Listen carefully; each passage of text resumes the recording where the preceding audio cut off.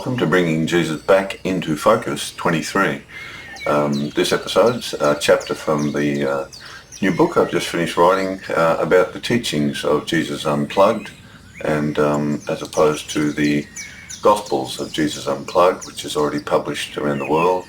This concentrates on his actual words, their meanings, as far as I understand them, are being predominantly about love, non-violence, forgiveness, another spiritual world, and that we have two bodies with us right now. One is spiritual, one is flesh and blood, one goes back to the earth and one leaves. In this particular chapter that I want to look at in the book, it's to do with the apocalyptic overlays that are put on to Jesus, which were never his words, they were never spoken by Jesus. I've already covered this topic in the book of Revelation, in the book on his teachings, and how that book of Revelation should never have been allowed to be put in the New Testament. Anything to do with Jesus or this divine source of love, it's got nothing to do with them. It's all about the two-headed God of the Jews, the Godhead of War and the Godhead of Love called Yahweh on the one body. This Revelation book's totally about the Jewish two-headed God, and none of it's about Jesus or the divine loving spiritual being that Jesus is at one with and is now there. And he wants us to come there as well, to follow him there. He's not coming back, as far as I understand it. His words say, follow me to where I'm going. So I think we better just have a look at this. Now, how come these apocalyptic overlays were put onto Jesus? Well, there's, first of all, the Revelation book was included against the wishes of many, but it was eventually allowed to be put in.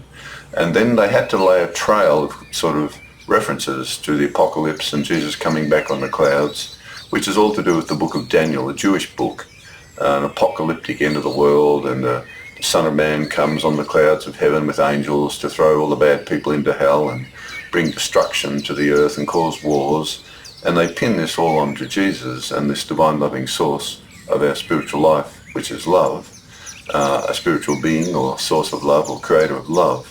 And they say that this creator of love and Jesus are going to cause all this complete disaster and slaughter at the end of the apocalyptic age. It's all a load of Jewish overlays, which Jesus was never mentioning or involved in at all, in my opinion. And there's good proof found in the Gospel of Thomas. We can see how the words of Jesus have been corrupted by Matthew in particular.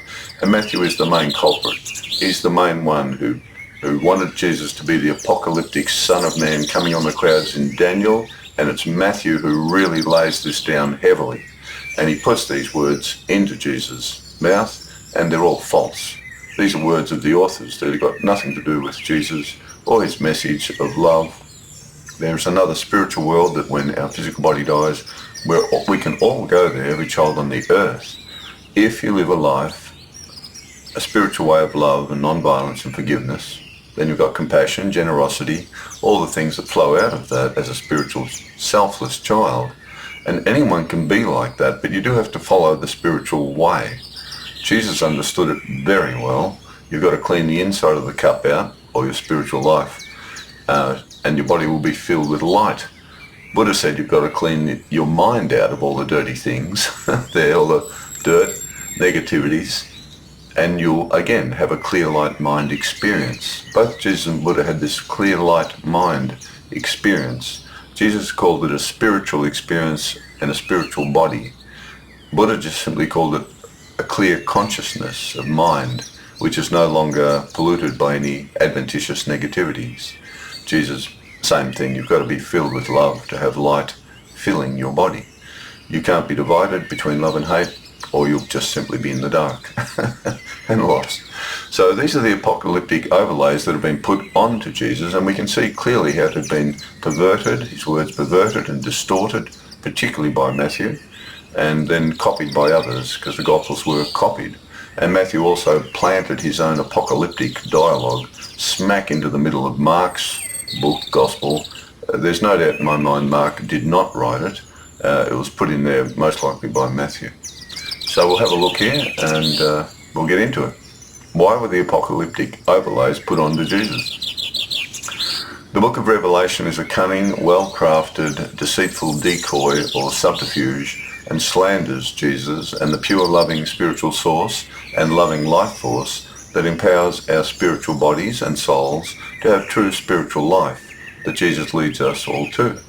It leads unwary followers of Jesus away from our loving spiritual creator, who is only love, and the heavenly spiritual world of love, back into a Jewish trap to worship the two-headed God of the Jews with a brutal Godhead of war, revenge, thieving, and murder, and a Godhead of limited love on one body called Yahweh. That's the Jewish Old Testament religion.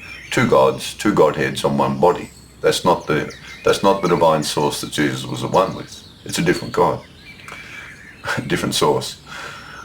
Two for the price of one. So the Jews thought, two for the price of one. We'll stick two heads on the one body and have two gods with one name, so we can kill and love in the same name. Very cunning, very false.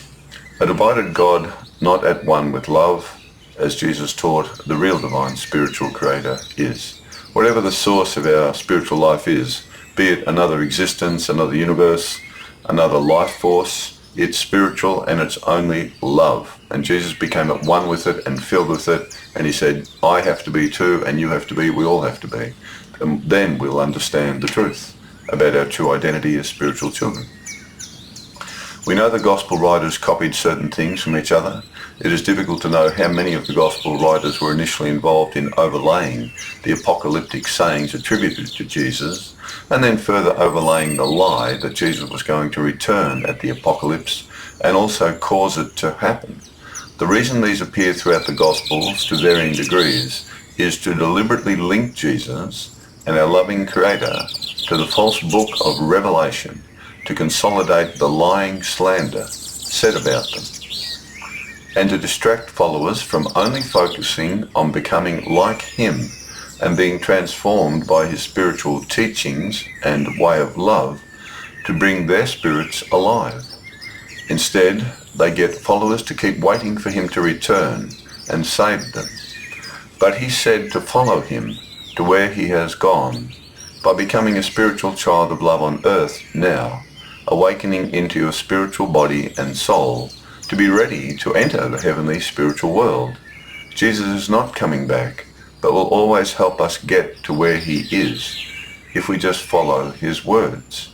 He hasn't left us. You can talk to heaven anytime you wish. I do all the time. I ask for help all the time. But He wants us to change and transform and become committed to just being a pacifist, love, non-violent child of heaven on earth for a while until we go there. I always talk to heaven all the day. I need to. Matthew fabricating apocalyptic overlays. Matthew is the big culprit. He's known as the Jewish gospel. I do not believe Jesus ever talked about Himself in this apocalyptic Son of Man coming in the clouds way at the end of time to throw bad children into hell and take the good children to heaven with Him. Jesus in fact said to understand His words and teachings, become transformed by them, and follow Him to where He has gone, the heavenly spiritual world of love. Matthew seems to be the ringleader in falsifying these apocalyptic sayings attributed to Jesus. Whether it was done deliberately to distort who Jesus really was and destroy His spiritual way of perfect love and the loving Creator, or whether Matthew thought his fanciful embellishments would help the Jews follow Jesus, we will never know. But one thing is certain to me, they are false. They weren't spoken by Jesus, in my opinion.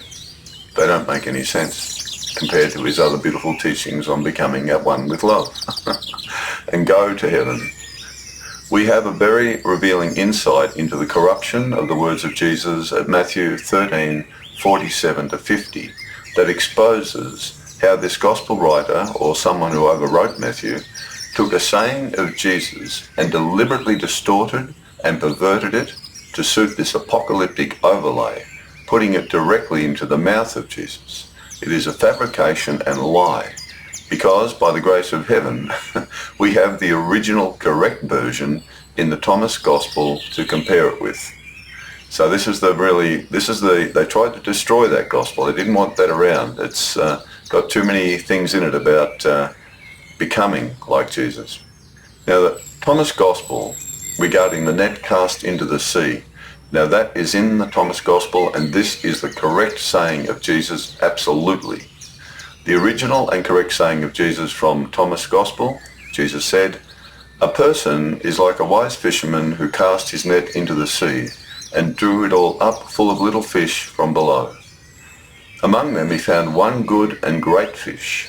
The wise fisherman threw all the little fish back into the sea, and without hesitation he chose to keep the greatest fish. Whoever has ears to hear, let him hear." Now that is Jesus for sure. It's the one great pearl, the one fish, the one treasure. Here Jesus is following on from finding the one great pearl, saying, and finding the great treasure hidden in the field, saying, and now finding the one great fish among many little ones, saying. They match perfectly. The one great thing Jesus is referring to is our spiritual body and soul mind of love within our body of flesh that we have to find and become at one with.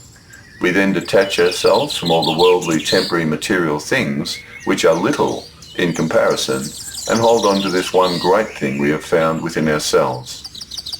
This is our primary, true, spiritual, eternal identity and life, which we will have in the heavenly spiritual world of love, providing we become like him. Now this is the version that's been perverted, and deliberately distorted in Matthew. So Matthew 13:47, we have the net cast into the sea. The same parable, but perverted. Matthew, or someone overriding Matthew, perverts this saying of Jesus in the following way. At Matthew 13:47, Jesus said, "The heavenly spiritual world of our loving Creator is like a fishing net that was cast into the sea, and gathered some of every kind. And when it was full, they drew it up to the shore and sat down." Now that's certainly the same as Thomas in essence, but then it changes.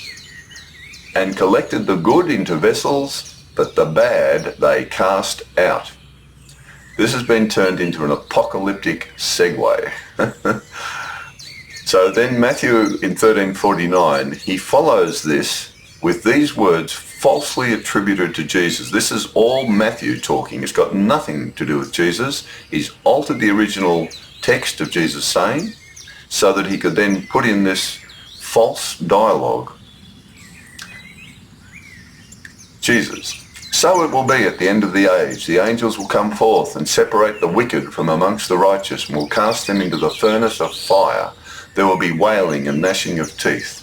Matthew changed the parable ending to act as a segue into adding his own apocalyptic words and falsely attributed them to Jesus. Now this is a really revealing truth. If the Gospel of Thomas had never been found, no one would ever see the way Matthew's distorted and perverted the actual words of Jesus. The one great fish is your spiritual identity in yourself. That's what you have to find. And Matthew's perverted that into bring the net up and the good fish will keep them, but we're going to throw all the bad ones away. And then he puts his own words, or someone overriding Matthew has, possibly the writer of the Revelation book has altered all the Gospels. We don't know. Someone's done it. But Matthew seems to be the main one involved. He's put in his own dialogue and he's referring to the book of Daniel, the old Jewish book.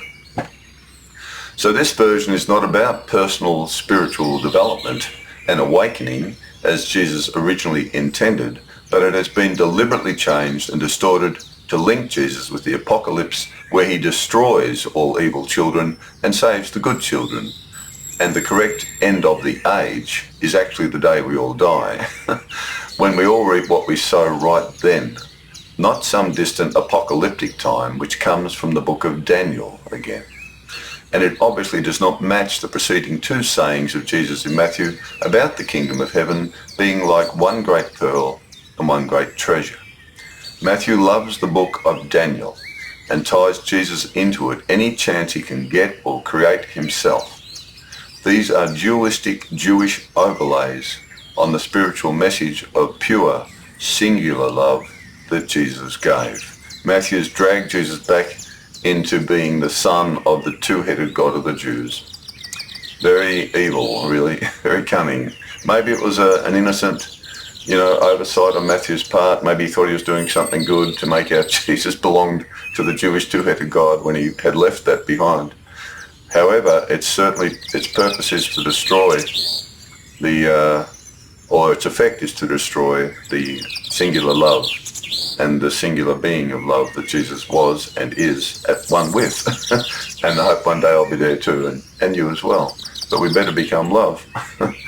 This is a serious apocalyptic distortion that runs throughout the Gospels to distract and take followers away from understanding and concentrating on the words of Jesus, and become personally transformed and awoken into our spiritual body and through identity to become the same as he was.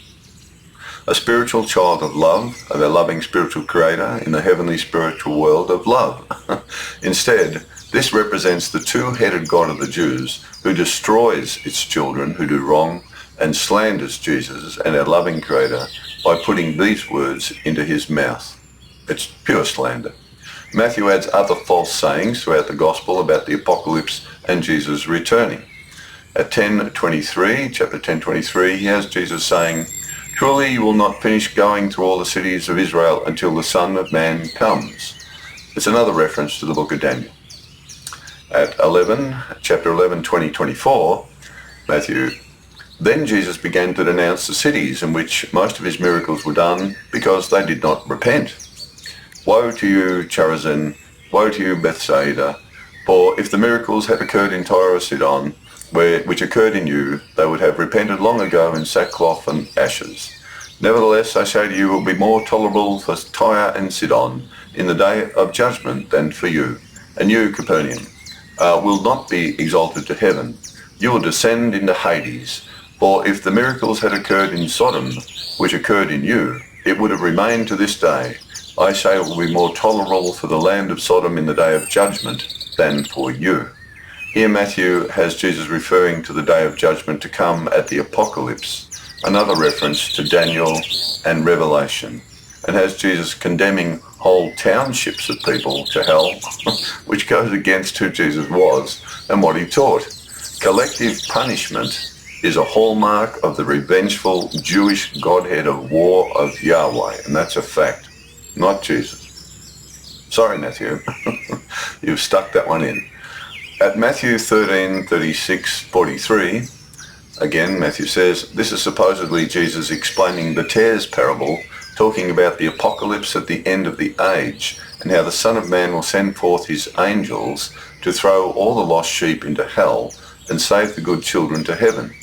So the tares parable, Jesus speaks that, and you can see it's about the good children and the evil children. And the good children will reap what they sow, and the evil children will reap what they sow. That's correct. That's a correct teaching. We all reap what we sow. But then someone has written over it, the disciples ask him can you explain that to me? And that's where Matthew puts in this business about the Son of Man will send forth his angels. It's all to do with Daniel again, the coming of the Son of Man, the apocalyptic time. I think Matthew's overwritten completely this explanation to the disciples of what the tares parable means. I think he's simply taken that on himself to, again, turn it into, rather than a simple reap what you sow parable, into, again, the Son of Man's coming back, he's going to throw the bad children into hell, this sort of thing. And the angels are coming as well to do it. The angels are going to do it too. The beautiful angels of love, they're going to throw you into hell too. They only love you. So we've got here, this is supposedly Jesus explaining the tares parable, talking about the apocalypse at the end of the age and how the Son of Man will send forth his angels to throw all the lost sheep into hell and save the good children to heaven. Again, slandering Jesus, who says he is a shepherd who saves lost sheep. I believe Matthew has either distorted the words of Jesus or written this himself with his own interpretation of the original hare's parable, like that done with the one big fish parable. See, that was distorted and perverted. I think this is too. Or someone else has overwritten the original tares parable in Matthew and added this apocalyptic version. This is taken from Revelation and Daniel, two Jewish books, and they're trying to put it onto Jesus. The original parable simply points out the different outcomes for children who are spiritual and filled with love, and those who are evil, the beasts of the flesh. Vladimir Putin, Netanyahu, Hamas, all the murderers in the world, warmongers. The spiritual children will enter heaven, while the other children will undergo burning realizations to be cleansed. That's a fact. This is one of the main spiritual teachings of Jesus, reaping as you sow. There is no need for a dramatic, misleading Jewish overlay of angels and Jesus himself throwing bad children into hell, in some book of Daniel and Revelation Apocalypse. That's all a Jewish overlay. At Matthew 16:27, Jesus supposedly says, "For the Son of Man is going to come in the glory of his Father with his angels, and will then repay every man according to his deeds." Matthew is again quoting Daniel and the Revelation Ruse book and made up these words himself to link them to the next words that Jesus did speak, but Matthew distorted. So here we've got Matthew saying Jesus is coming back with his angels again, and he's going to judge everybody. And then that follows straight on into this. "Truly I say to you, there are some of those who are standing here who shall not taste death until they see the Son of Man coming into his kingdom." Now I've got in brackets there going, and that's because the Greek word literally means either coming or going, depending on which inflection you want to use. Originally Jesus would have said going. Matthew changed it to coming, to match his dialogue that he made up himself before this. He constantly adds his own things to reinforce. He takes a bit of Jesus saying, alters it a little bit, and then adds his own dialogue on top of it. That's what he's doing.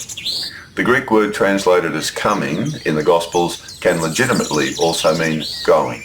Going is the correct translation in this case. Jesus knew he would soon be killed by the Jews. Here he is simply telling them that some of them will still be alive when they see him killed and ascend in spirit or go into heaven. He was simply saying to those who were listening to him, look, pretty soon they're going to kill me. Some of you are still going to be alive. Before long they'll kill me and you'll see me go in spirit to heaven. I'll be gone. That's all he's really saying to them. I haven't got long to go. They're going to kill me soon, and some of you here will still be alive. It's going to be pretty soon. Because they'd already tried to kill him and stone him to death a number of times. They'd already killed John the Baptist. That's what he's saying. But Matthew perverted it by putting the word coming, and then he put in this other made-up saying before it. Again, clouds, coming on the clouds, angels. It's all made up by Matthew. Okay, again, Matthew has distorted the words of Jesus by changing going to coming, and added the preceding apocalyptic link to Revelation and Daniel, putting it onto Jesus to provide some credence for the false Revelation Ruse book to be believed as authentic by gullible followers of Jesus. I believe these are distorted words of Jesus that Matthew wrote and used to cast Jesus as the promised Messiah in the book of Daniel, coming on the clouds of heaven at the Revelation Apocalypse. A very Jewish idea and belief. Jesus simply said, follow me and my spiritual way of love to heaven. He just constantly said, follow me, become like me, my words will save you. He never said, I'm coming back. These are all Matthew's dialogue. At Matthew 22:7, Jesus said, the kingdom of heaven is like a king who sent out invitations for his son's wedding, but those who received them did not want to come. So the king sent invitations again to them, but they all said they were too busy to come, and some mistreated his messengers and even killed some of them. The king was enraged with anger and sent his armies and destroyed those murderers and set their city on fire. Matthew has made up and added this last sentence, putting the words in the mouth of Jesus which slander him and our loving Creator. That's the God of the Jews does that sort of stuff, not Jesus or the divine loving Creator. They don't go and murder and set fires on city. The Jews do that at Jericho, where they went and slaughtered everyone in the whole city, stole all the treasures and burnt the place to the ground, stole the land. That's what the Jews did. And if we look at the West Bank, I think we can say they still do it. This is the way of the two-headed revengeful war god of the Jews, not the way of our loving spiritual Creator or Jesus. It is designed to deliberately muddy the waters of who Jesus is, trying to lead us all to and lead Christians astray and back into worshipping the two-headed revengeful violent war god of the Jews with a Godhead of limited love. So again, Matthew's trying to drag everyone back into worshipping the Jewish God. Perhaps he didn't fully understand the divine loving life force that Jesus was talking about. Certainly the disciples didn't get it up until the Last Supper, till they saw his spiritual body, and that's the absolute truth about that. So again, Matthew has put these words into Jesus' mouth. This last sentence that Matthew put in, it's not found in Luke's version of the same parable. So Luke hasn't got this bit about the king's enraged with anger, like God's enraged with anger in Jesus and sent his armies, angels, to destroy those murderers and set their city on fire. That's all the Jewish warhead God. Luke hasn't mentioned that. He's got the same story, but he doesn't mention that. Matthew's put it in. Matthew's the main culprit, unfortunately. Matthew 24, 339. Here we see another obviously contrived false account by Matthew added onto a probable correct short answer of Jesus. This starts by the disciples pointing out to Jesus how wonderful the temple buildings look. Then Jesus simply replies by telling them that not one stone will be left standing on another, as they will all be torn down. So that's all that happens. Gee, look at these temples, Jesus. Not one of these stones is going to be left standing on top of another. That's his answer. But Matthew takes it, and again we see this perversion. The disciples later supposedly ask him. So Matthew then brings in this other dialogue of his own making, pins it onto Jesus, using the disciples as the lead-in segue. The disciples later supposedly ask him, tell us, when will these things happen? And what will be the sign of your coming and the end of the age? Now, Jesus doesn't mention anything about his coming or the end of the age. He just says this temple will be torn to pieces soon. He knows eventually the Romans will smash it to pieces. That's all his answer includes. He doesn't say anything about the sign of his coming, but the disciples, they don't ask him. This is Matthew. Matthew's got he's planted another segue in the mouth of the disciples to ask Jesus the question, so Matthew can then write his own dialogue and pin it onto Jesus. That's what Matthew's doing.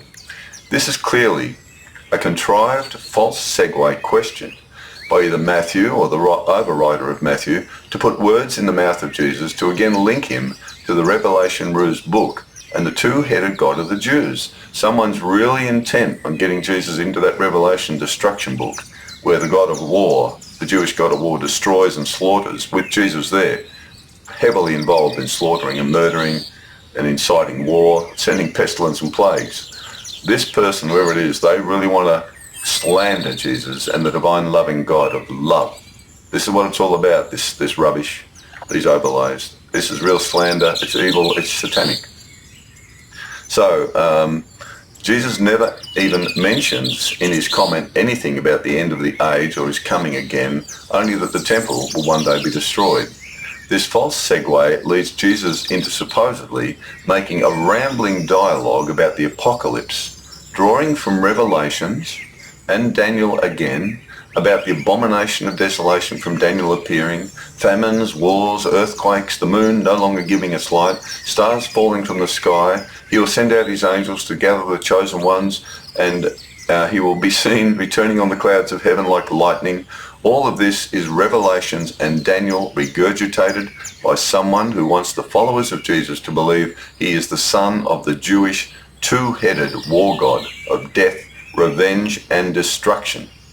And it slanders the loving creator of Jesus, or the loving life force that our spirits come from, and Jesus himself, to destroy the spiritual way and teachings of love that Jesus gave us to follow, to help us all enter the heavenly spiritual world of love after death.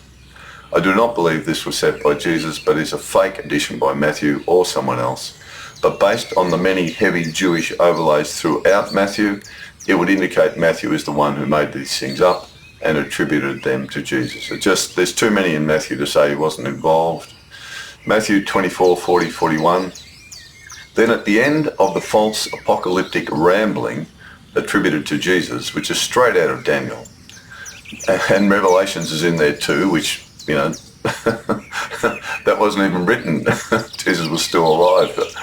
Matthew perverts the original message of one of the most important spiritual teachings of Jesus by attaching it to this apocalyptic made-up ramble. So after he rambles on about this rubbish and attributes it to Jesus, which is false, he then tacks on a bit of one of the sayings of Jesus' very important teachings, that we have two bodies with us. One dies and goes back to the earth, and it doesn't rise up, and we have a spiritual body that leaves, and that's the one that must be well and healthy and filled with love. So Matthew cunningly takes that dialogue about one person, I and you have two bodies with us. Buddha would say you have mind and flesh. Jesus said you have spirit and flesh. One leaves, one goes back to the earth. Matthew takes that and perverts it by attaching it into this apocalyptic rambling, as if Jesus is referring to the apocalypse. It's a very cunning and evil thing, really. So what Matthew does, at the end of this false apocalyptic rambling attributed to Jesus, Matthew perverts the original message, one of the most important spiritual teachings of Jesus, by attaching it. He hijacks the powerful two bodies teaching of Jesus, where he clearly states we all have two bodies with us right now. One is a body of flesh that dies and can be fed to the vultures because that's all it's worth. And one is a spiritual body taken to be near to our loving Creator at the time of our death experience, because the source of our spiritual body is the spiritual source, and of course we have to reap what we sow, so it's not as if everyone goes to heaven. I don't think Putin and Netanyahu and Hitler and all the others are going to be gathering there. They'll be somewhere else. So Matthew destroys its meaning by connecting it to Jesus returning at the end of this apocalyptic ramble. Jesus supposedly says, "For the coming of the Son of Man will be just like the days of Noah. For in those days before the flood they were eating and drinking, marrying and given in marriage until that day when Noah entered the ark, and they did not understand until the flood came and took them all away. So will the coming of the Son of Man be.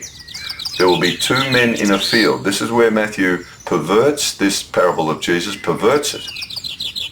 "There will be two men in a field. One will be taken, one will be left. Two women will be grinding at the millstone. One will be taken and one will be left. Therefore, be on alert, for you do not know which day your Lord is coming."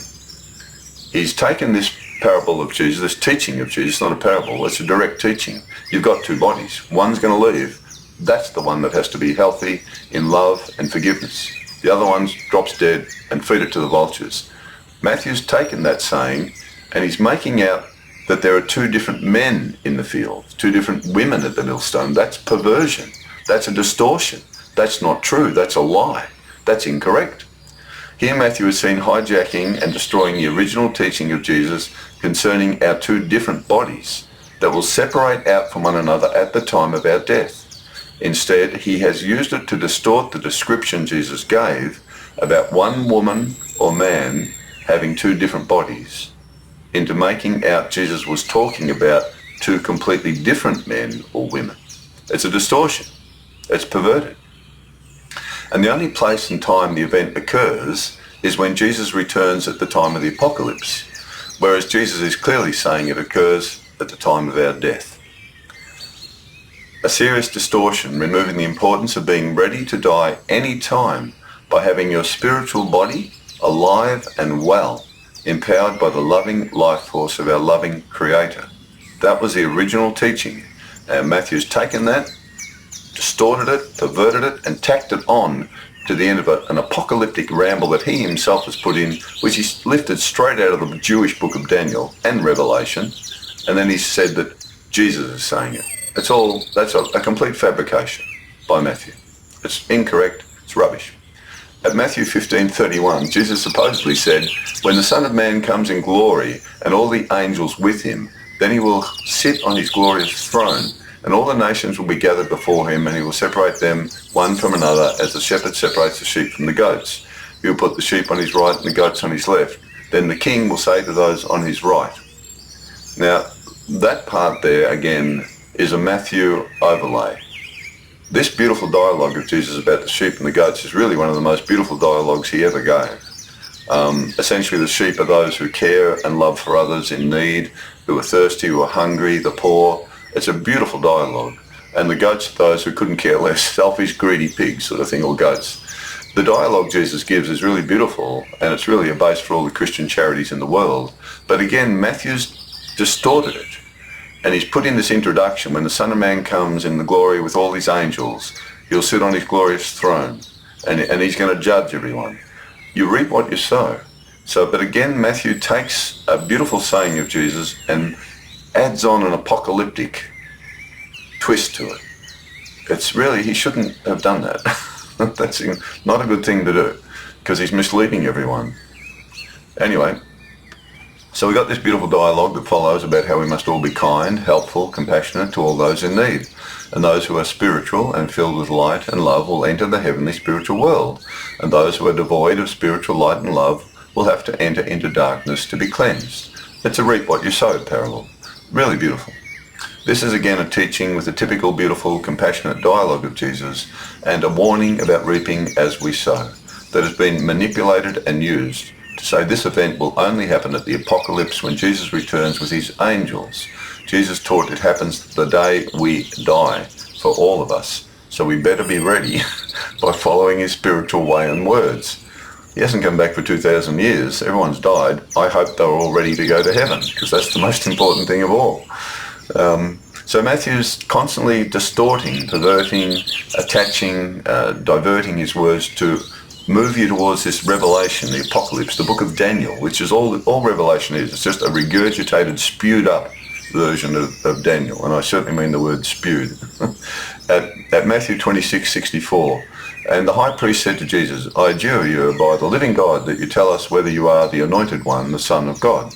Jesus said, you have said it yourself. That's all he had to say for them to kill him.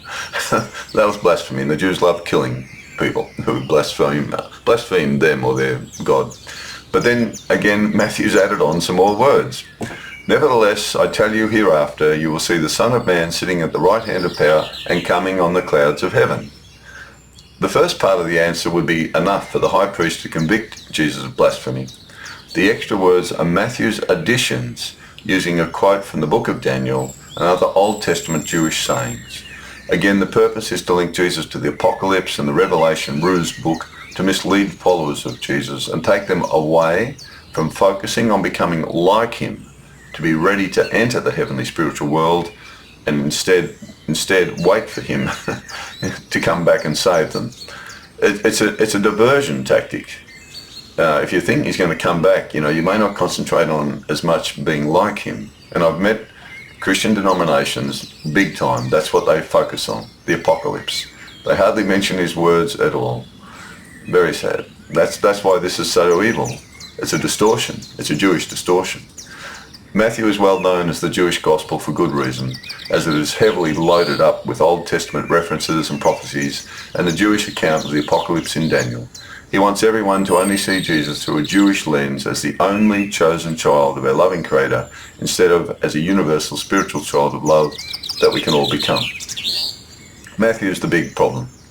Really serious distortions, and he's put these words in. There's no doubt about it in my mind whatsoever. Jesus never said any of that business about apocalypse, I'm coming back. I don't think he ever said that. His whole, if you look at the core essence of his teachings, it's about you have to become like him, and then you'll go to heaven. You'll go to another spiritual world, which is more beautiful than this world. And I'm going there, follow me. They were his main words, follow me. They were the core of his teachings. They've twisted this around to link it back into the Jewish religion, and you don't want to be linked into the Jewish religion. You don't want to do that. That's dangerous.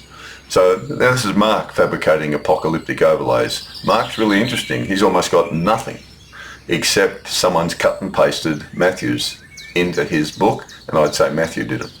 In Mark's Gospel at 13:1-27, we see a near word-for-word account of what is written in Matthew's long Daniel and Revelation regurgitation at 24:3-39. I believe Matthew pasted it into Mark's Gospel while copying some of Mark for his own Gospel. We know Luke and Matthew drew on Mark's Gospel. I'd say Matthew got it and then thought, I'm going to stick this into Mark's. He's not around anymore, or whoever wrote it. I'm just going to paste my apocalyptic regurgitation, smack it into the middle of his. It's totally copied. It's literally cut and pasted. Mark's got none of that dialogue in his whole Gospel. There's none of that. So it had to come from Matthew. Luke's got a bit of Matthew's, but Matthew's seems to be the main one. So I believe Matthew pasted it into Mark's Gospel while copying some of Mark for his own Gospel. Due to the very heavy Jewish overlays found throughout the Matthew Gospel, and only one other found in Mark, it is reasonable to conclude it was Matthew who fabricated it first, Mark is generally believed to be the earliest gospel, but it seems highly unlikely, based on the rest of Mark's gospel, that he wrote this apocalyptic ramble, in which case Matthew would have had to copy it from him. It makes no sense at all. It's totally out of place in Mark. Matthew put it in. Again, to distort, pervert, it's not a nice thing to do. He mainly concentrates more on the actual teachings of Jesus than any Jewish prophecies of Jesus returning to save all the good children and throw the bad children into hell one day. Mark hardly even bothers mentioning any of that because Jesus never talked about it. That's why Mark's is much more correct. It's Matthew who puts in all these lying dialogues, these overlays. Matthew's made it all up.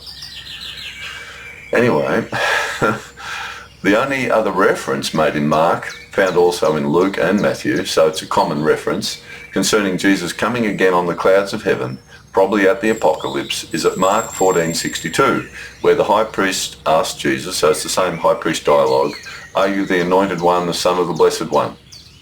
Jesus replies, "I am." That's all he has to say to be killed. But again, you've got this Matthew dialogue. "And you will see the Son of Man sitting at the right hand of power, coming with the clouds of heaven." The exact same thing in Matthew. I would say Matthew put this in to Mark as well. I'm betting Matthew just simply had "I am," and that's it. Matthew's overlaid it. Someone has. I don't believe Mark wrote that in. It makes no sense. That's the only other reference in Mark regarding Jesus coming on the clouds of heaven and angels or anything like that. There's only this. And if you didn't have the cut and paste from Matthew, that's all you'd have is this, which is repeated in Luke and Matthew. So it's someone's tampered with the Mark Gospel. This is the same quote from Daniel that Matthew uses to make out Jesus said this himself, when just saying "I am" would be enough to have him stoned to death for blasphemy. Again, this is to link Jesus to the Revelation apocalyptic false book, to give the Jewish book credence as an authentic book about Jesus and our loving Creator, to slander them. That's what the Revelation is all about, slandering the loving Creator who's only love. As we can see, Mark barely mentions anything about Jesus being linked to the Apocalypse, Book of Revelation or Daniel, except for the exact copy of Matthew that I believe someone else inserted into his Gospel. Matthew. The Gospel of Mark is overwhelmingly more concerned with following the teachings of Jesus that save us now instead of waiting for him to return. Mark almost mentions nothing about it. He is one of they say it's the first Gospel Matthew has distorted and put in his own business, his own writings on top of Jesus. There's no doubt in my mind about this whatsoever. And the proof is in the distortions. The Thomas Gospel clearly shows Matthew, whoever wrote that in Matthew, perverted the saying of Jesus. And you can see how they've linked in other sayings on top of an apocalyptic ramble that Jesus never would have spoken. There's nothing about it in Mark. Jesus doesn't talk like that in Mark at all. That's the most truthful gospel, really. On with Thomas.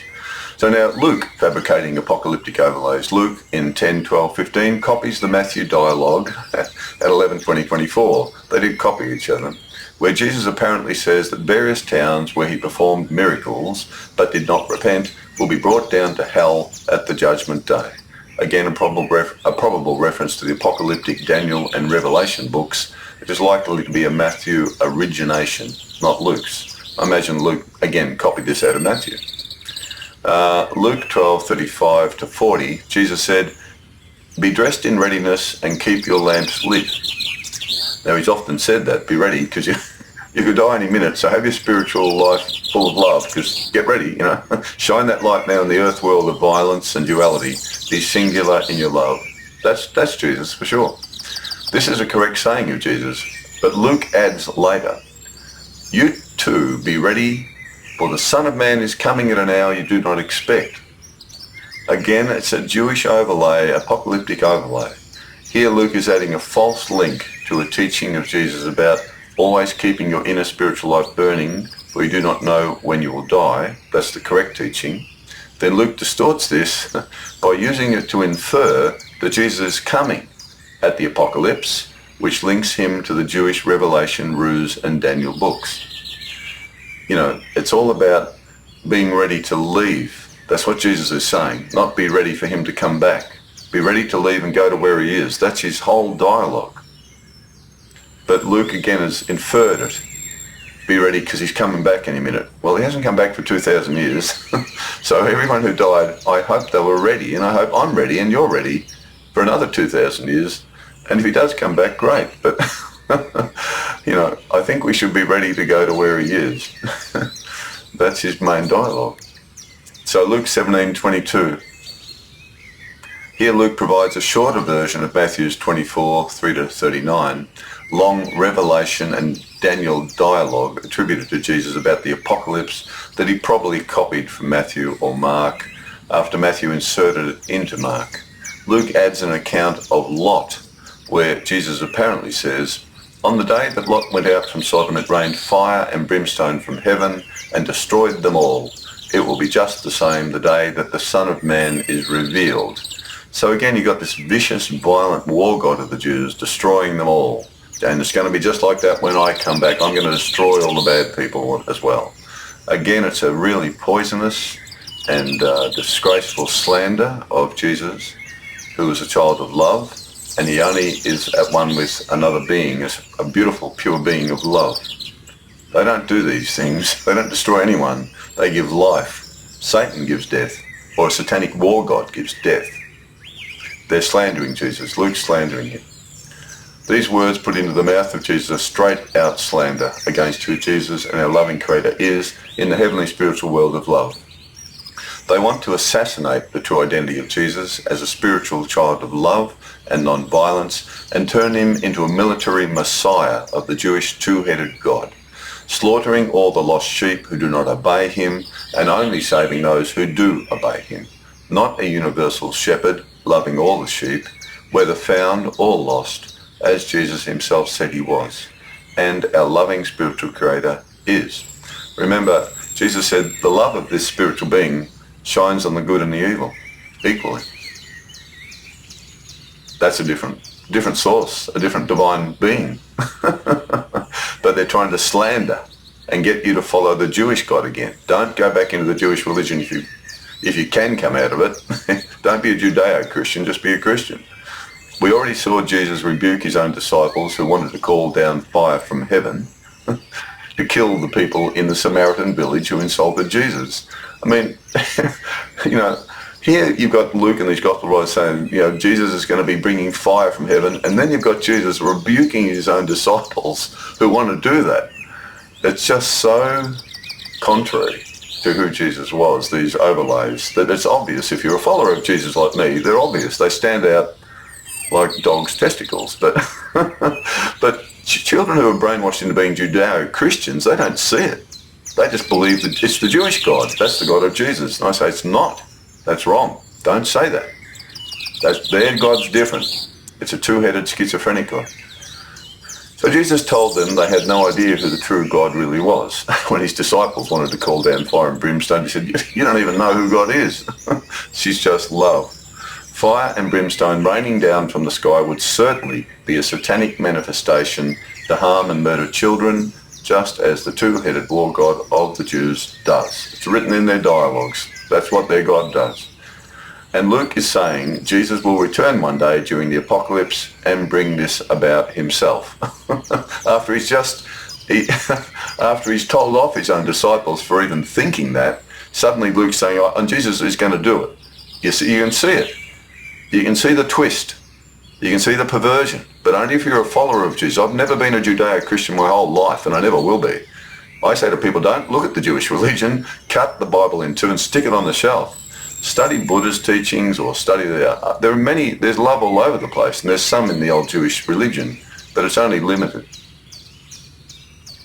Luke also copies and includes the same ploy in Matthew to link the ending of this apocalyptic ramble to the parable of the two in a field, two in one bed, two at a millstone, implying when Jesus comes at the apocalypse, one person is taken and another person is left. By saying the two at the millstone, two in the field, and two in the one bed are completely different people.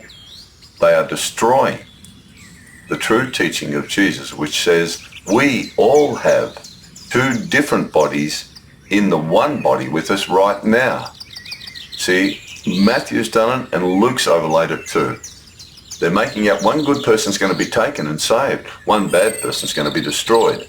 That's a perversion of what Jesus taught. You've got two bodies with you, one in one body. I've got two, you've got two. One spiritual and it's going to leave at death. If that's not ready, if that's not clean, if that's not full of love and forgiveness, even loving the enemy, Jesus is saying you won't enter this other world of love because you're not one with love. Your body of flesh, and he says, feed it to the vultures. There's nothing left in it. It's the spirit that gives life. The flesh profits nothing. They're his words. I agree with him. It's pretty logical and intelligent. So it's been perverted. They've perverted and distorted his saying. It's wrong. It's evil. But if you're a follower of his, you can see it. I can see it. It's just black and white. You can see this rubbish. If you know him, you know this is rubbish. If you don't know him, then you don't know the divine loving creator is only love. You must be worshipping the Jewish God who murders and kills and slaughters and loves. And Judeo-Christians exactly do that. They still worship the old Jewish God. They haven't come out fully to understand this divine source that Jesus was at one with is only love. Can't hurt anyone.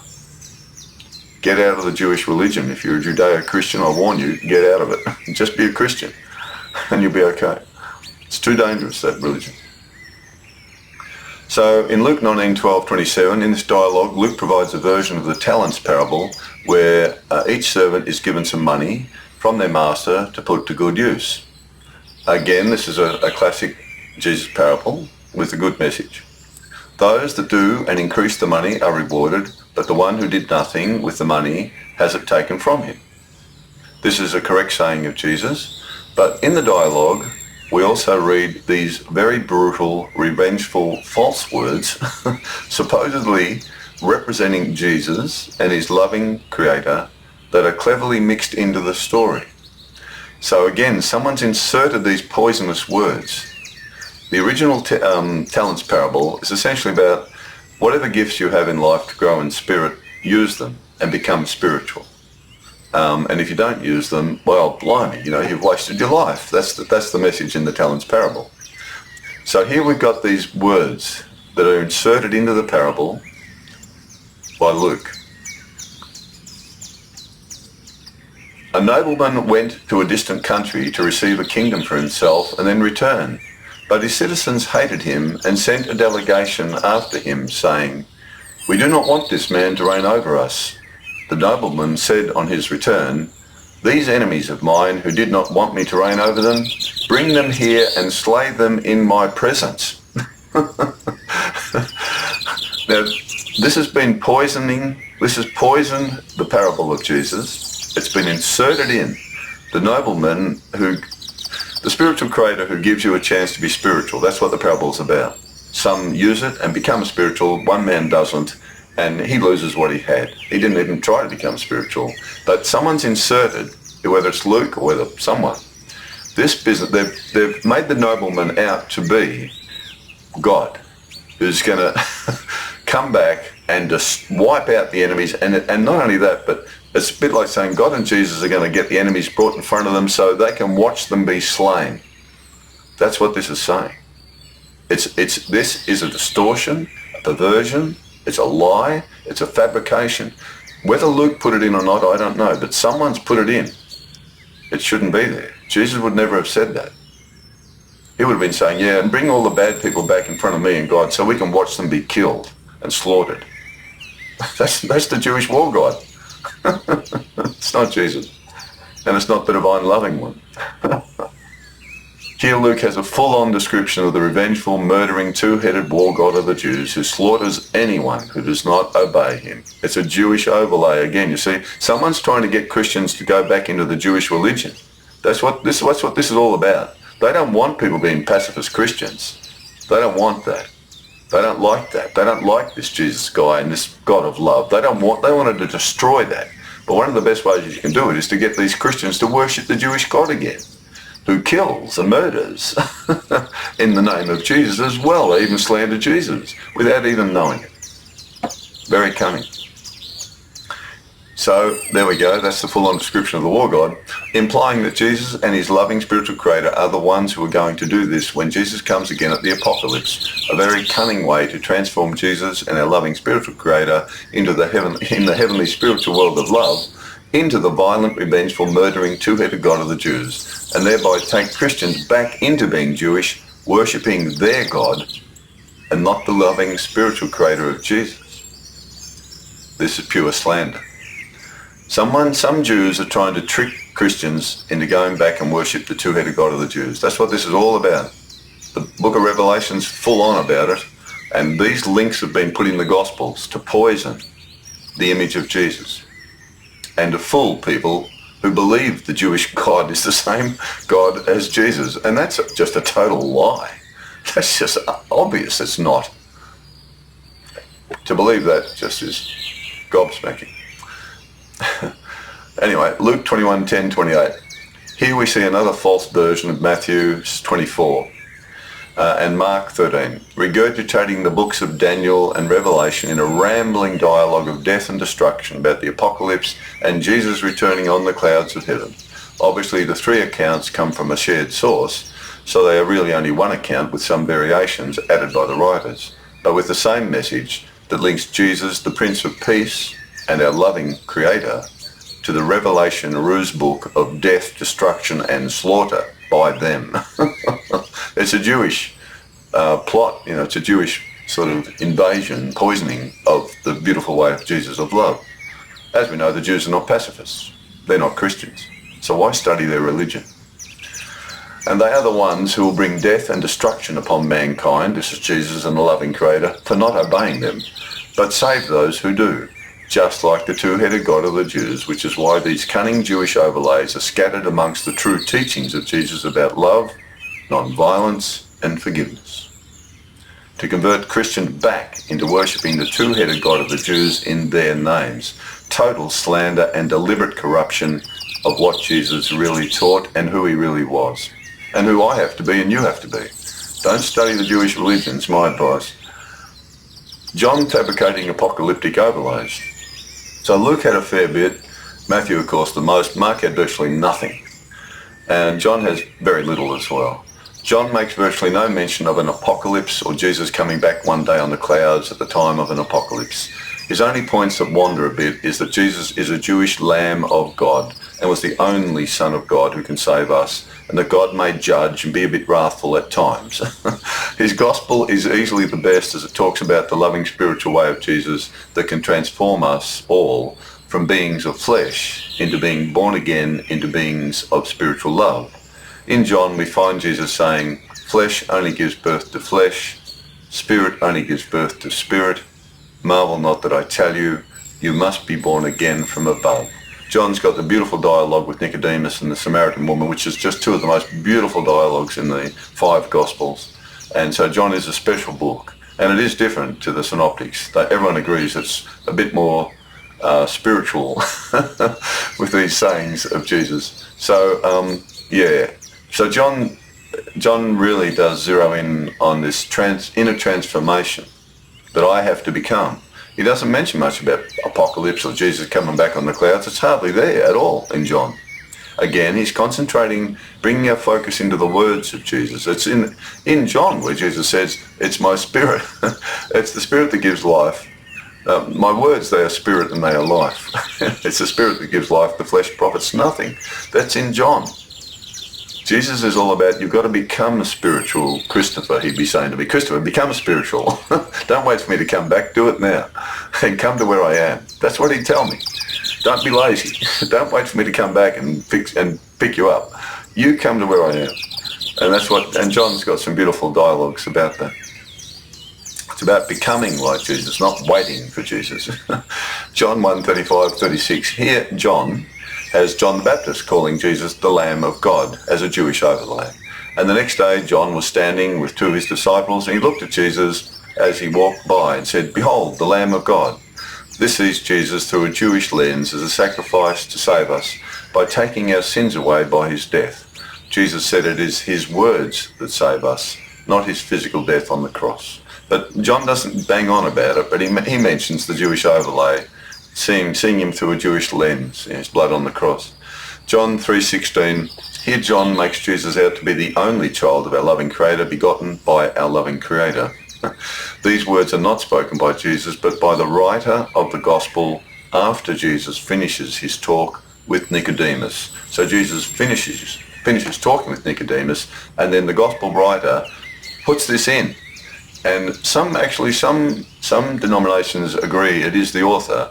Others say, oh no, it's Jesus still speaking, but it's not Jesus speaking.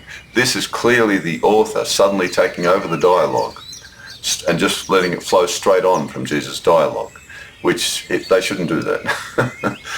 Anyway, that's inferring that Jesus is saying this. So John's got this. For God so loved the world that he gave his only begotten Son, that whoever believes in him shall not perish but have eternal life. He who believes in him is not judged, and he who does not believe in him is judged already, because he has not believed in the name of the only begotten Son of God. Jesus is a spiritual child of our loving spiritual Creator, and he awakened to his true spiritual identity by seeing the spiritual truth in its source. Once he uncovered the treasure of his spiritual identity hidden in the field of his earthly flesh and became at one with it, he then began teaching us to find it also and become just like him. We can all be begotten as children of our loving spiritual Creator if we search to be born again in spirit from above, as Jesus taught us to do. He's not the only one. He is certainly probably the only first Jew that realized it. However, it is true he was the first Jew we know of to awaken to this spiritual truth of universal love and a spiritual Creator who is only love, and possibly a spiritual world where there's no more wars and things. We can go there, those of us who want to, at death. John also overlays the Jewish belief that only those who believe Jesus is the Son of God will be saved, and all others will be judged. More correctly, all those who follow the spiritual way of Jesus will be saved, and all those who follow a darker way will be judged. It applies to all children on the earth regardless of religion or no religion. The spiritual way of Jesus is a universal way of love and can be found in many different belief systems to varying degrees. It's all about how much love you are. Are you full of love? Okay, you're following Jesus. Are you full of evil, murdering, warmongers? Well, you've got nothing to do with Jesus. You don't know him. That's the real meaning. It's not just Jesus. Buddha, any great teacher who talks about love and non-violence, they're worth following. John 5:21, 12:47 has Jesus say, for not even the Father judges anyone, but he has given all judgment to the Son. He who honours me honours him, and he who does not honour me does not honour him. I did not come to judge the world, but to save the world. If anyone hears my sayings and does not keep them, I do not judge them. We reap as we sow. Jesus and our loving spiritual Creator have no need to judge us. We are our own judges. They just want us to follow the way of love to heaven. That's all they want.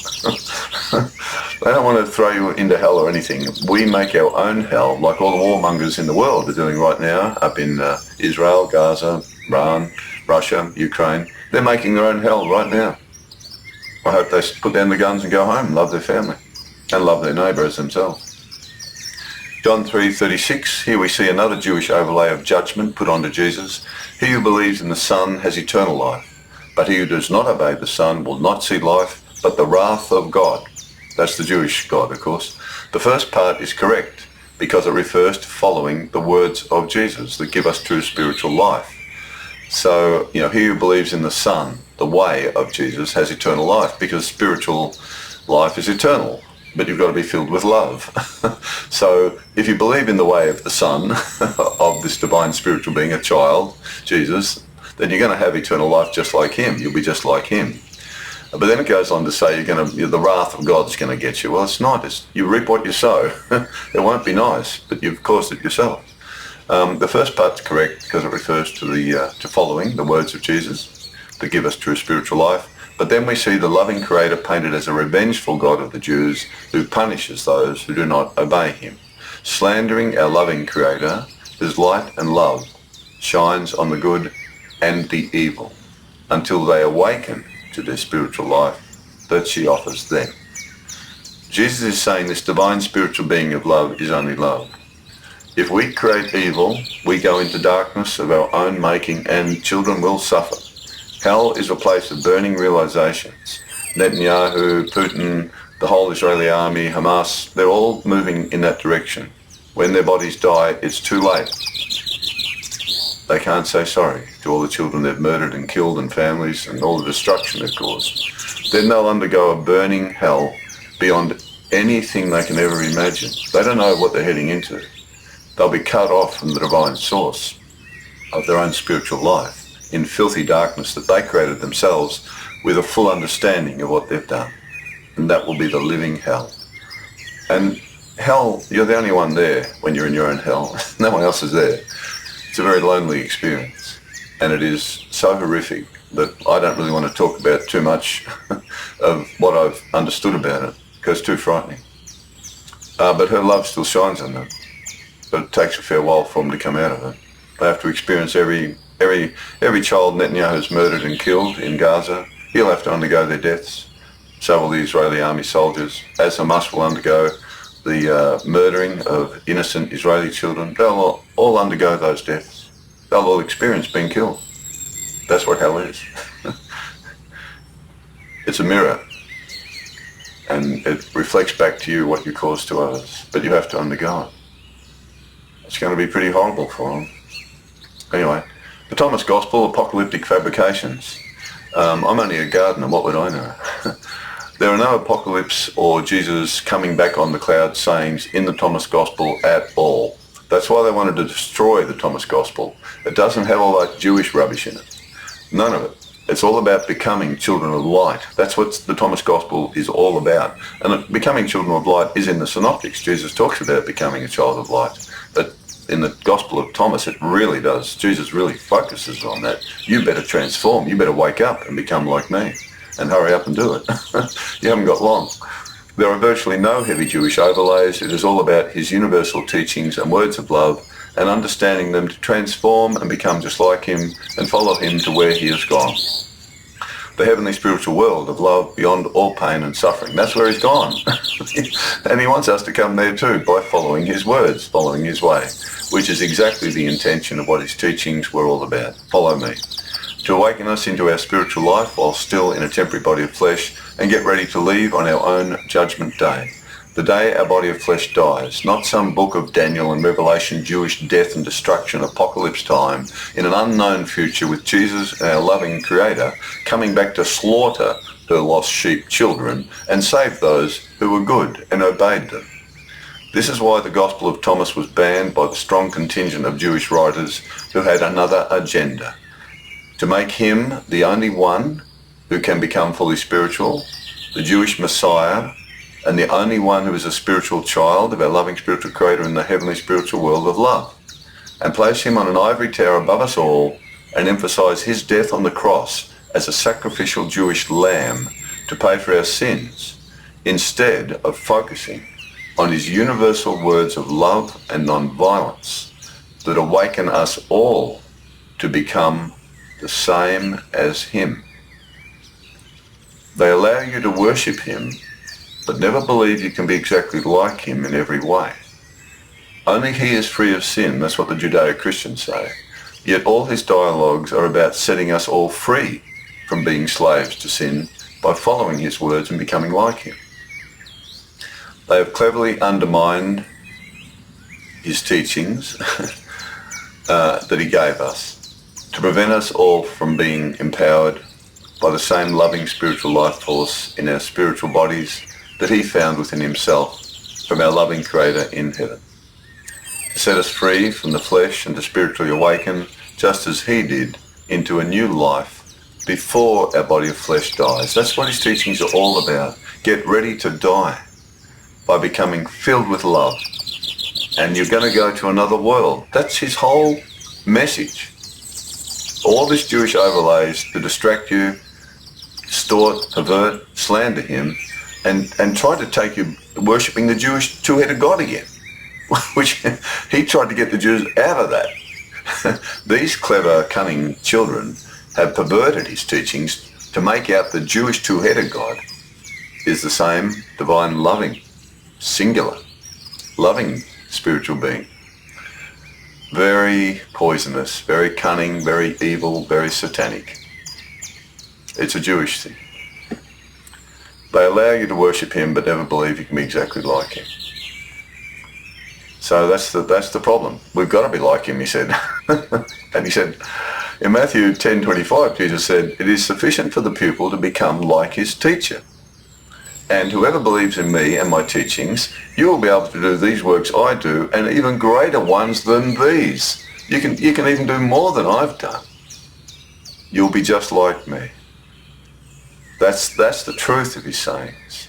We become his brothers and sisters, and we become all children of this divine loving spiritual being in a spiritual world of love. How are you going to get into a spiritual world of love? Let me think now. Murder and kill, drop bombs and drones on other children and blow them to pieces? No, probably not. How about loving them? Hell exists, but I don't recommend you go there. Go to heaven. Just love. His teachings are not exclusive like the Jewish ones he tried to change.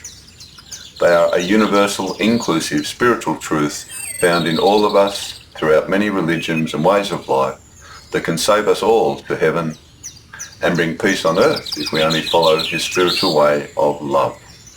Love is all there really is. The rest is just confusion. Love is all there really is. The rest is just delusion. God is love. Love is life. So that's my dialogue concerning, where are we now? Where have you gone there? Where's this thingy here? There we are. So he's got this extraordinary, beautiful, just fantastic, where are we? Fantastic dialogue of becoming transformed into love, a pacifist in a violent world. That's hard, Jesus. It is, he said, but don't worry. I've done it. You can do it too. And there's another world. Don't even worry about someone who can kill your body. He said that. Worry about your soul and your spirit. Make sure it's healthy and well. And then you can leave. And the only way for it to be healthy and well is to be at one with love. Then you are a true spiritual child of this spiritual life force or spiritual world or this spiritual being who's only love. So we have a spiritual body and we have a body of flesh. The body of flesh dies, rots and stinks. Everyone's, including Jesus. But he left in a spiritual body that was pure and beautiful, filled with love. He awakened to that spiritual body before his body of flesh died. That's what his teachings are all about. All this apocalypse rubbish is total Jewish garbage overlay. From the book of Daniel, the book of Revelations just is a load of just dog droppings. And it's all there to take you away from Jesus' main message, that there's a world of only love. If a being's created that world, they're only love. It's a being's world of love. To go there, you have to become love. So the Jewish apocalyptic overlays were deliberately put onto Jesus, and you can see how they've been fabricated in Matthew. You can see it. The proof is there. The Thomas Gospel clearly shows the perversion of the big fish, the one big fish. That's been totally perverted. And then you can see how they've also tacked on some of his sayings onto dialogues that Matthew, if it is Matthew who did it, well, he's the one who made that up. He put it in. He wanted to paint Jesus as the Daniel book of, destruction, and he's the sun coming on the clouds. And he may have done it intentionally to help the Jews come out. He may have done it to destroy the message of Jesus. We don't know. But it's certainly it certainly destroyed and slandered the one loving creator. There's no doubt about that at all. And it takes you back to worship the Jewish two-headed God, which Jesus, he cut the warhead off that body. He sliced it right off with the sword of light and truth wielded by the hand of love. All he left on it was the limited God of love that the Jews had some understanding of. But then he took it into universal love. That's why he became enlightened. That's why his whole body was filled with light. His whole mind, he said. If your eye is single, your whole body will be filled with light. You must become at one with love, and you'll be filled with light. And when your body dies, you will be in another world. Doesn't mean our death's going to be nice and pleasant or anything. It can be as painful and as horrific as any death in this world. But you're safe after that experience is finished. If you've lived a life of love and fought against all the temptations to hate, seek revenge and murder and kill and become satanic, then you've won the battle. Your body's going to die anyway. But your spiritual body, whether that's alive and well, that depends on you. How committed are you to believe in another spiritual life after this one, where there's only children of love? I think that's the place to be. But we have to be abridged now, those of us who know the true teachings of Jesus. As I said, I'm not a Judeo-Christian. I never have been. I don't bother about the Jewish religion much at all. I rip out the book of Revelations from the Bible. I never include the old wine with the new wine and mix them together. You never do that. Jesus warned everyone, don't mix the old Jewish religion in with this. You'll really mess yourself up. And that's what they've done, of course, the Judeo-Christian churches. In my book, where is it now? The bookie thing here. Oh, where is it? Where are you now? There it is. The Teachings of Jesus Unplugged. So I talk about these topics along with other things, forgiveness and equanimity and the two bodies, of course, the two identities. I talk about that because Jesus talks about it. So it's all there. It's been printed, but I haven't got a distributor yet, but it will be published or distributed shortly. The Gospels of Jesus Unplugged is available worldwide.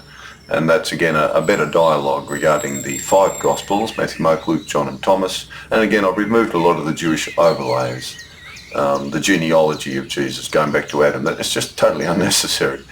And all these sorts of Jewish stuff in it, they're gone.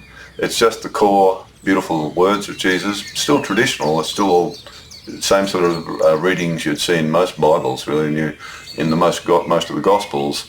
But instead of saying God the Father, which is the patriarchal term of the Jewish sort of understanding, I use the word sort of divine, loving, spiritual creator.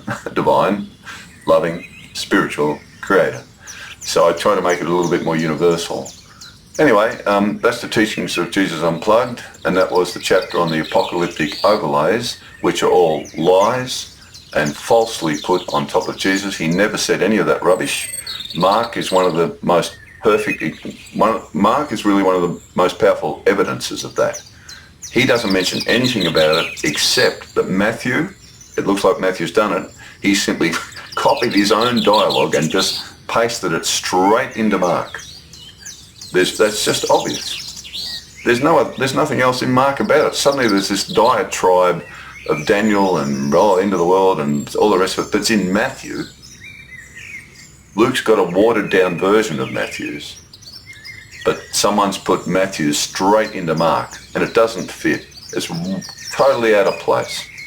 So we know that that's been another poisoning. Someone's trying to poison his gospel as well. We have to say Matthew's the culprit, or someone involved in distorting Matthew's gospel. Maybe the person who wrote Revelation's got a hold of Matthew's and put all this stuff in. Could be. Maybe Matthew's innocent, or whoever wrote Matthew. But someone's done it to Matthew. Someone's heavily tried to get people to go back and worship the Jewish two-headed God in Matthew. That's what Matthew's all about. And it links you to Revelation, which is all about the two-headed Jewish God. It's not about the divine source of spiritual life and love that Jesus was at one with, and I have to be at one with, and you have to be at one with. But it's a universal love. So a Buddhist, a Jew, a pacifist Jew, they can go to heaven. A pacifist Hindu, a pacifist Muslim, doesn't matter. A pacifist atheist who loves, doesn't worship money and not greedy and all the rest of it, who loves others and cares for others, is honest, all the normal good spiritual qualities. That child, living out of love and non-violence and forgiveness, you'll know them by their fruits. That's what Jesus said. You'll know the children of this divine being of love and the heavenly world because they'll be heavenly on earth, kind, polite, caring, strong. I mean, we've got to be strong still. We stand up against evil. But our strength is in love, not doing wrong. And so I've loved talking about his teachings. I had to do it because so many children were slandering him in the churches. And I just never bothered about it. I'd left the Catholic Church when I was 17 because of this teaching two different religions and saying they're the same. I said, no, they're not. Young people don't go to these churches anymore, the Judeo-Christian ones, because they're just crazy, you know, they're schizophrenic. And they try to fit the round peg in the square hole all the time, and it's just, young people are too intelligent for that. But Jesus' teachings, they should keep them. Leave the church organisations. But the church organisations do a lot of beautiful charitable works. It's a fact. Some of the most beautiful people you'll ever meet belong to these Judeo-Christian churches. But it's because they focus on Jesus only, and they see God only through Jesus. They don't care about the Jewish Old Testament. They don't care about Revelations. They're in amongst the churches, these children who just love Jesus and the God of love. But these churches still teach this poisoning, that the Jewish God is the same source of life as Jesus was at one with. And that's a lie.